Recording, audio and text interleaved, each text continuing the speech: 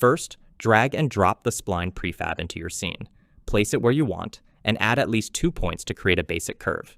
You can also toggle the gizmo style and switch between local and world space gizmos depending on your use case.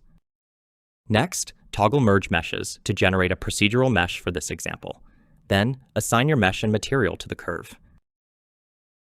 The mesh will instantly appear. Adding points or moving the curve will rebake the mesh in real time.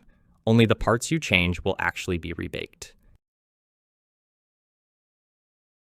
The curve can also be looped at any time with the Loop Curve button. We can also adjust the scale and the segment count, alongside manipulating the curve end value to get the right fit. Enable Deform to fit curve and fit lengthwise. This stretches each segment to fill the space evenly. If the segments don't look right, adjust the mesh length slider. The included examples are all length 1, but your models may differ. All meshes need to face forward in order for the tool to work correctly. Prefabs are easy to adjust, but for procedural meshes, the actual mesh data must be exported and oriented properly. You can use the included example meshes as a base if you're unsure.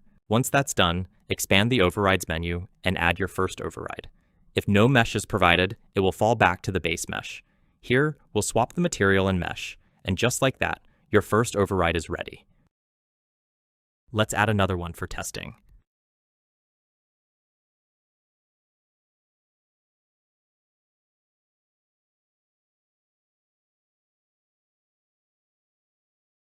We can add offsets between segments, and rotation can be randomized.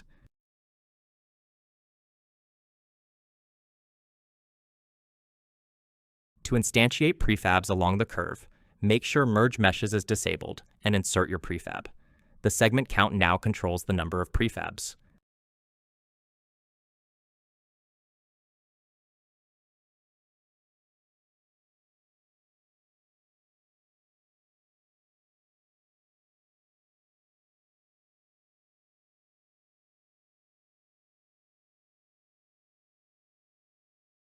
To make meshes snap to the ground, enable the Snap to Ground toggle.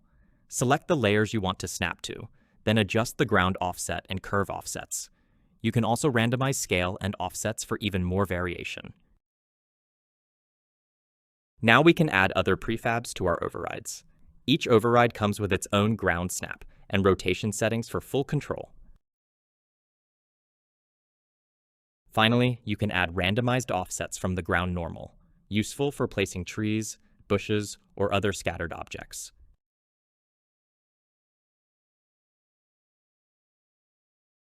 In this mode, we can also completely randomize override placement, allowing for more natural prop distribution. If you're unhappy with part of the placement, simply rebake the selected section. Now, let's quickly test it out with a longer curve and some trees. We'll also experiment with the randomization settings to achieve a more natural look.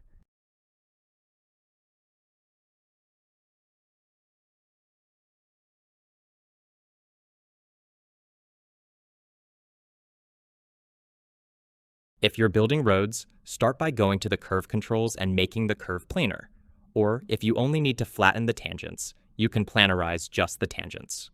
Next, toggle the Lock Curve Up option to make everything face upward. This makes creating roads much easier.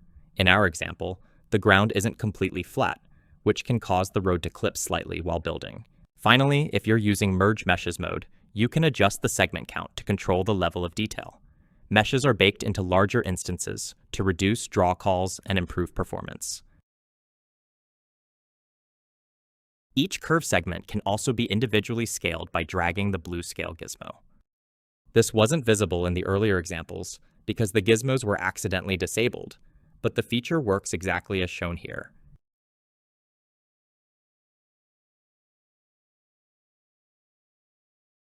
The tool also supports a pillar generation submode for merge meshes. First, we'll copy this curve and assign it as the optional parent of the new curve. Then, we'll set the copied curve as this curve's child, so it uses the parent's shape for generation. This step isn't required, since pillars can be spawned on their own, but linking the curves makes this example easier to follow. Next, we toggle pillar generation mode and swap our mesh with a pillar mesh. The mesh length now controls the height of each pillar segment. From here, everything works much like regular merge meshes. The main differences are the ground mask and the offset applied in the local up direction. With this setup, editing the parent curve will also rebake the pillars automatically. By adjusting the settings, we can create clean, natural-looking pillars, perfect for highways or other types of infrastructure.